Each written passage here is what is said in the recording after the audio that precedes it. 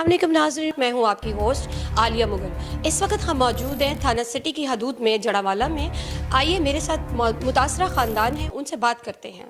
इस वक्त मौजूद हूँ मैं जड़ावाला में एक घर में, जो कि एक माँ बेटी रहती हैं और अपना और अपनी माँ का पेट पालती है। लड़की का नाम है अक्सा, जो कि लड़कों का गेटअप लेके बाहर मेहनत मजदूरी करती हैं। आइए उनसे बात करते हैं कि उनके साथ उनके घर में चोरी हुई है, वो कैसे हुई है और किन लोगों ने की है, और उन पे एफआईआर हुई अभी तक नहीं, वहाँ क्या वो लोग पकड़े गए या नहीं। ये उनसे बात करते हैं। अस्सलाम वालेकुम।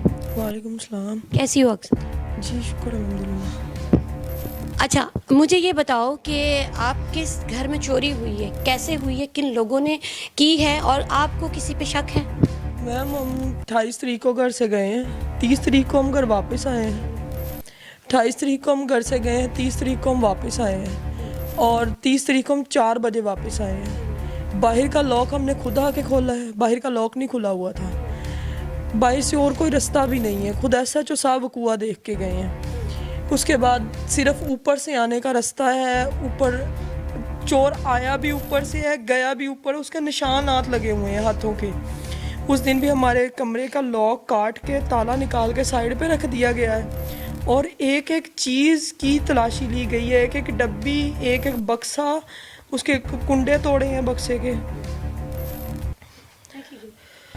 उसके कुंडे तोड़े हैं बक्से के। एक बक्से में पैसे पड़े थे 3 लाख रुपया और एक ट्रंक में सोना और पैसे पड़े थे, जो मेरी वालदा ने रखे हुए थे। और वो इस कदर हमें ज़ीरो पे कर गए हैं कि हमारे पास बिल्कुल सरवाइव करने के लिए कुछ भी नहीं बचा। आप मुझे बताएं अक्सर, आपको किसी पे शक है? मैम जब हम घर मौजूद ही नहीं है, लेकिन चोरों का रास्ता ऊपर से है। वो ऊपर वाली फैमिली ऊपर से उतरे हैं, ऊपर गए हैं, फिर उनके बयान बार बार बदलना या उनकी गुफ्तगू करना, उस पे हमें उन पे शक है। हमने नामालूम की एफआईआर कटवाई, उसके बाद हमने इनको नामजदगी कहा है, लेकिन हमारा चोर पकड़ा, इनको पकड़ा है लड़के को एक दिन, 3 दिन के बाद छोड़ दिया है। कोई तफ्तीश नहीं की। जिस दिन हमसे फॉर्म लिया गया तफ्तीश करने का, नामजदगी का कि साइन करके दे जाएं, दूसरे दिन मैंने एसएचओ साहब को कॉल की है। एसएचओ साहब मुझे कह रहे हैं कि कॉल करूँगा तो फिर आइएगा। फिर दोबारा मैंने 2 दिन बाद कॉल की है तो उन्होंने मुझे कहा है कि मैं ज़ुबैर साहब से तफ्तीशी से पूछ के बताता हूँ, जबकि ज़ुबैर साहब शादी पे गए, अभी वापस नहीं आए। तफ्तीश, ये ज़ुबैर साहब कौन है? ज़ुबैर साहब तफ्तीशी हैं, एएसआई हैं। ज़ुबैर साहब तफ्तीशी हैं, एएसआई हैं। उनसे वो अभी शादी से वापस नहीं आए और एसएचओ साहब ने बंदा छोड़ दिया है। बंदा छोड़ दिया। जब मैं खुद थाने गई हूँ, मैंने कहा मेरा मुलज़म कहाँ है? उन्होंने कहा इस नाम का हमारे पास कोई मुलज़म नहीं है। मैंने कहा मैं ये दरख्वास्त दे के गई हूँ, दरख्वास्त ऑनलाइन नहीं हुई। उसके बाद सर मैंने दूसरे दिन खुद उन लोगों से जाकर रिसेप्शन पे दिया है ऑनलाइन। 3 दिन का ये लड़का उसी दिन का छोड़ा हुआ है। अगले दिन फिर मैं एसपी के साहब के पास पेश हुई। एसपी साहब ने हमारी बात सुनी भी है, उन्होंने अगले दिन एसएचओ को बुलाया भी है। एसएचओ को बुला के उसने कहा विसल लेके आओ। जब एसपी, मैंने कहा कौन सी विसल, जब इन्होंने मुलज़म ही छोड़ दिया, विसल किस चीज़ की देनी है? मतलब आपका मतलब है कि आपने पहले एफआईआर दी है और उसके बाद नामजदगी का आपने पर्चा दिया, वो बंदा पकड़ कर ले गए हैं, उसके बाद एक ही रात में उन्होंने वो बंदा छोड़ दिया और ये ऑनलाइन रिपोर्ट नहीं हुई आपकी? नहीं हुई। उसके मतलब आपकी आवाज़ नहीं सुनी गई? मैंने खुद ऑनलाइन रिपोर्ट की है। उसके बाद अगले दिन 4-5 दिन के बाद जब ऑनलाइन रिपोर्ट की है, उसके बाद फिर मैं एसपी के पेश हुई हूँ। उन्होंने हमारी बात सुनी है, उन्होंने एसएचओ विसल मंगवाई है, कहा है कि इनकी रिकवरी करके दें। लेकिन एसपी साहब ने हमें कहा है कि हम फ्राइडे को पेश हुए, उन्होंने कहा ट्यूसडे को दोबारा आइएगा। हम 4 दिन बाद ट्यूसडे को गए हैं, उस दिन हमारी मुलाकात नहीं हो सकी। उस दिन एसएचओ साहब कहा है कि नहीं आ सकते। फिर हमने वेडनेसडे को भी पता किया, थर्सडे को भी पता किया, फ्राइडे को फिर मैं दोबारा गई हूँ। जब मैं दोबारा गई हूँ वहाँ पर और फिर एसपी से दोबारा मुलाकात हुई, एसपी ने इन्हें कहा है वहाँ अमले से भी कि ये माँ बेटी इस तरह आके बैठे तंग ना करें, इनकी रिकवरी करें। मैंने उस दिन भी कहा है रिकवरी करें। मतलब आप खुद ही जाती रही हैं, आपके घर का कोई मर्द नहीं, आप माँ बेटी अकेले रहती हैं। आपका मतलब है कि आप यहाँ रेंट पे रहती हैं, आपके ऊपर वाले भी रेंट पे रहते हैं, आपको उन पे शक है? जी, वो सिंध से आए हुए हैं और उन्होंने पहले तो जब वो आए हैं हमसे, प्रॉपर्टी डीलर ने कहा है कि सिर्फ माँ और 3 बच्चियों ने रहना है। इन्होंने अपना बाप और भाई छुपाया। झूठ बोला। इस बात का मेरे पास प्रॉपर्टी डीलर का रिकॉर्ड मौजूद है। मैंने उससे दोबारा पूछा इस वारदात के बाद कि भाई आपने हमसे झूठ बोला था। उन्होंने कहा मुझे भी इन्होंने यही बताया, मैं, माँ और 3 बेटियों ने रहना है। इन्होंने अपना बाप और भाई क्यों छुपाया? पहले इन्होंने बाप और भाई छुपाया, जबकि इसका बाप इधर ही रह रहा है, भाई भी इधर ही काम कर रहा है। फिर उसके बाद जिस दिन ये वारदात हुई है, हम घर आए, हमने आंसकिन से पूछा है आप कहीं गए हैं? नहीं, हम नहीं कहीं गए। हमने कहा फिर हमारे साथ ये सब कुछ कैसे हुआ? आपका उनका नीचे आने का रास्ता अंदर से भी है और बाहर से भी है? जी, बाहर से भी है, अंदर से भी है। और 2 घर मालूम नहीं होते, एक घर है। आधे घर में चोरी हो गई है कि हिसाब से, और आधे घर में कैसे पता नहीं है।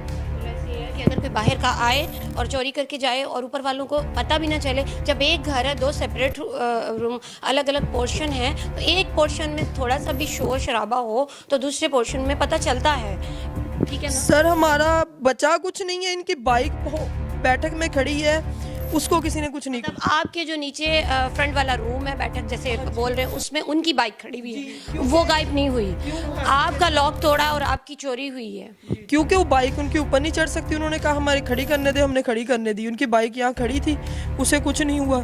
चोर ऊपर से आया है, वापस भी ऊपर ही गया है।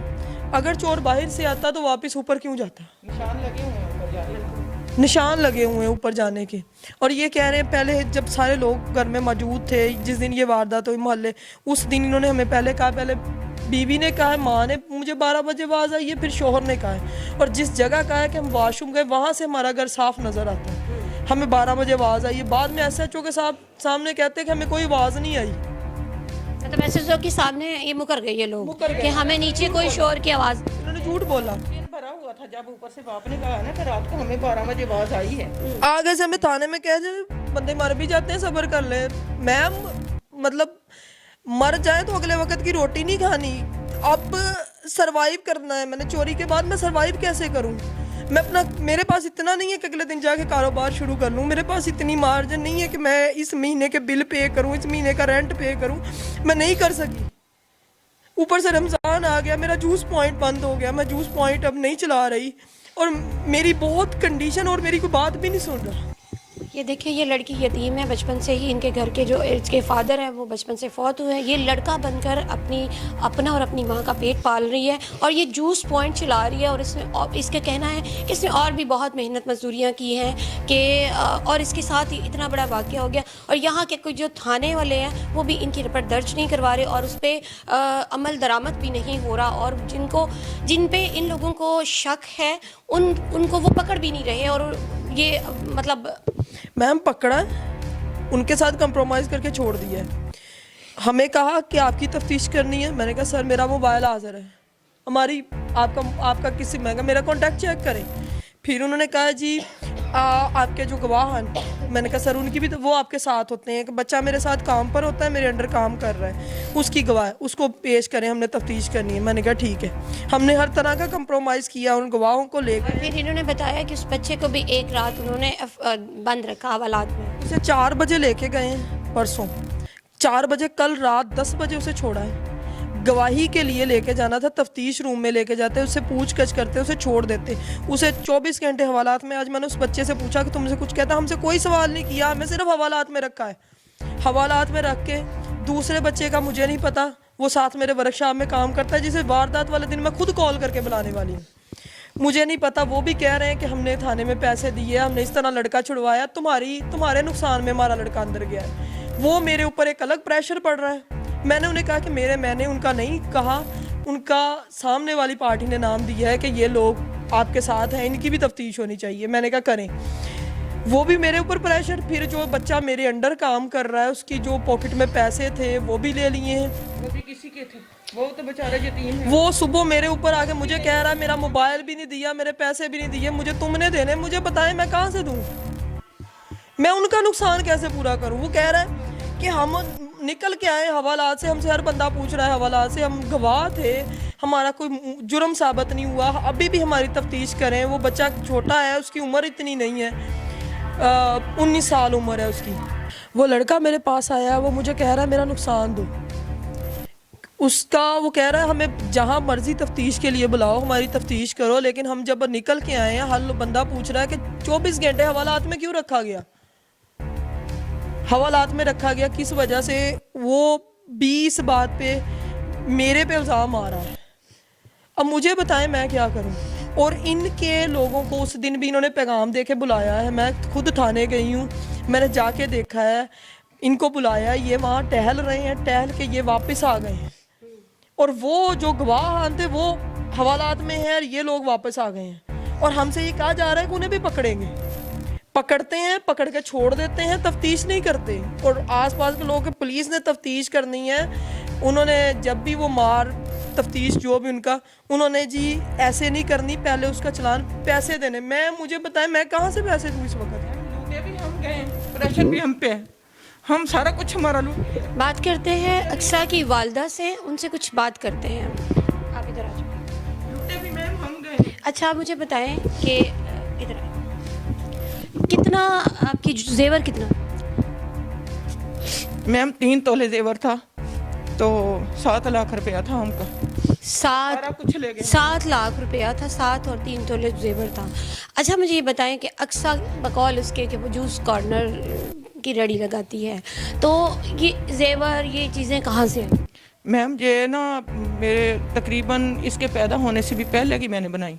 मैंने सिलाई स्कूल बनाया था, सारा गांव वाकिफ़ है इस चीज़ का, पता है सबको। तो कुछ मेरी शादी का था, तो कुछ मैंने बाद में बना के तो ऐसे ही सेव करके रख लिया। मैंने कहा मेरी बेटी का काम आ जाएगा। मैंने खुद भी नहीं पहना, जब से मैं किराए पे रह रही हूँ ना, मैंने पहना नहीं कि ऐसे किराए पे रहते हैं शो हो जाएगा, मैंने नहीं पहना, संभाल के रखा हुआ था। तो मैम अब तो हम सारा कुछ ही लूट लिया, हमारे पास रोटी के लिए भी पैसे नहीं छोड़े इन्होंने। तो अब हमारी बात भी नहीं सुन रहे, हम किधर जाएँ? हमें तो बताएं गरीब लोग किधर जाएँ?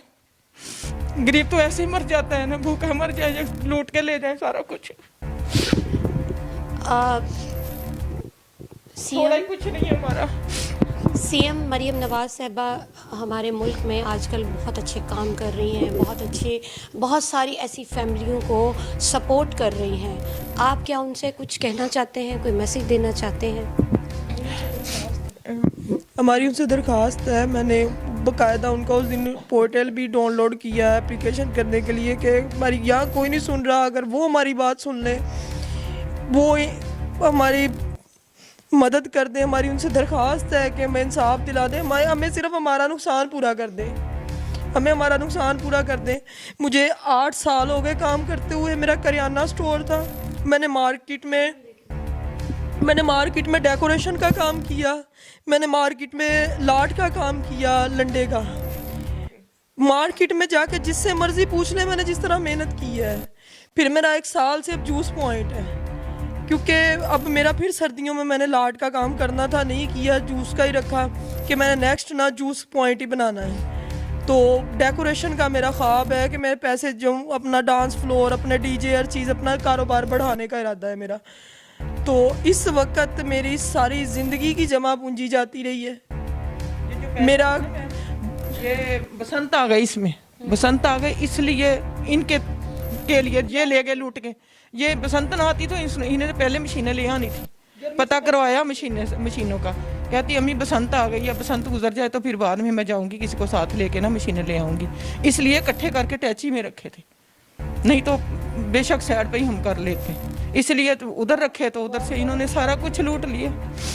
तो जो मैंने रखे थे वो तो इनकी शादी के रखे थे। ये मुझे कह रही थी आप भी कुछ करती? जी मैं सिलाई करती हूँ। माँ और बेटी बहुत मेहनत करती हैं, और मेहनत करके इन्होंने ये पैसे जमा किए थे। और बकौल अक्सा के कि उसने बताया कि मैंने अपने ये कारोबार के लिए रकम जमा की हुई थी, और अपने कारोबार करने के लिए, और इस वजह से वो पैसे मेरे चोरी हो गए हैं। तो यहाँ की पुलिस भी उनकी बात नहीं सुन रही। 50 बच्चियों को मैंने एक टाइम सिखाया। मैंने सिलाई स्कूल बनाया था, मेरे घर बहुत बड़ा सिलाई स्कूल था मेरा, और रजिस्टर था मेरा स्कूल। तो बाद में मेरा थोड़ा सा ना कमर का मसला बन गया, तब ये जवान हो गई, ये भी करने लगी। 25 साल से काम कर रही है मेरी वालदा, 25 साल से मेरी वालदा काम कर रही हैं। हमने कभी बेनज़ीर इनकम सपोर्ट तक का दरवाज़ा नोक नहीं किया, ना कोई इमदाद मम्मा ने नहीं ली। जिस टाइम मतलब मुझ पर ये बर्डन पड़ा है, मुझे कह रही हैं कि हम कोई हेल्प ले लें। मैंने उनसे कहा कि मम्मा जब आपने मेहनत करके बच्चे पाल लिए, मैं नहीं कर सकती, और उसके बाद भी मैंने मेहनत की है। कि हमने किसी से मदद नहीं ली, सिर्फ मेहनत को तरजीह दी है। और आज ये हालात है कि हम देख रहे हैं हमारी कोई मदद करे। रमज़ान शरीफ है, मेरे पास काम नहीं है इस वक्त, ना मैं काम कर से, मेरा जूस का काम है, अब कोई काम मैं चेंज नहीं कर सकती। मेरे पास कोई इनकम होती मैं काम रमज़ान में चेंज कर लेती, मैं किसी और चीज़ का स्टॉल लगा लेती, लेकिन अभी मेरे पास नहीं है, बजट नहीं है मेरे पास, मैं काम भी नहीं कर सकती, मेरा काम भी बंद है और मुझे इंसाफ भी नहीं मिल रहा।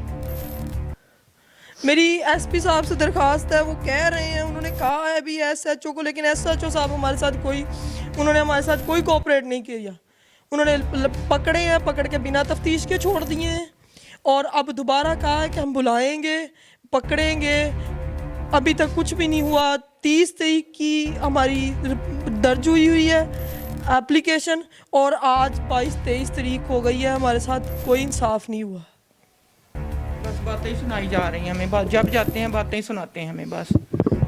नाज़रीन देखें, मतलब जुल्म तो हर जगह ही होता है, लेकिन ये जुल्म कुछ अलग तरीके से है कि उनके घर का कोई मर्द नहीं है। 1-2 औरतें, उन्होंने अपनी मेहनत मजदूरी की और अपनी यहाँ तक आए और किराए के घर में रह रहे हैं, अपनी मेहनत से उन्होंने पैसे जमा किए और उन्हें पता होने के बावजूद भी कि किसने चोरी किए हैं, फिर भी उनकी कोई नहीं सुन रहा। तो मेरी मरियम नवाज़ सीएम साहिबा से ये रिक्वेस्ट है कि जब आप सब सारे काम अच्छे कर रहे हैं तो ऐसी जगहों पे ऐसे लोगों की भी सुने और उनकी ज़रूर मदद करें। मदद तो आप सबकी कर रहे हो और बड़े अच्छे तरीके से कर रहे हो। पूरे पाकिस्तान में अपनी हर जगह हर गली खिता को संवारा है, सही करा है, लेकिन स्पेशली उस लड़की की रिक्वेस्ट है कि आप तक ये इनकी रिक्वेस्ट जाए और आप इनके लिए कुछ करें।